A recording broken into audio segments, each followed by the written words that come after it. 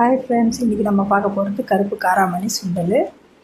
இதுக்கு ஒரு மசாலா ஒன்று அரைக்க போகிறோம். அதுக்கு பார்த்திங்கன்னா உளுத்தம்பருப்பு ஒரு ஸ்பூன், தனியா அரை ஸ்பூன், சீரக 1/4 ஸ்பூன் அந்த கணக்கில் எடுத்து வெறும் வானிலையில் நல்லா வறுத்து பவுடர் பண்ணி வச்சுக்கோங்க.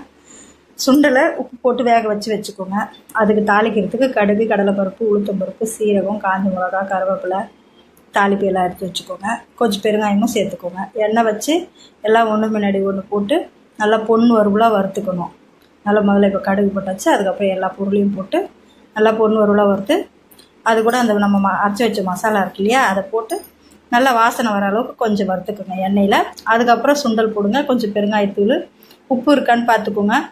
பார்த்துட்டு கொஞ்சம் ஒரு சிட்டிக்கு மஞ்சத்தூள் வேணும்னா போட்டுக்கோங்க, இல்லைன்னா விட்டுடுங்க. விட்டுட்டு தாளித்து கிளறிட்டு கொத்தமல்லி போட்டு இறக்க வேண்டியது. நல்லா டேஸ்ட்டாக இருக்கும் இந்த சுண்டல்.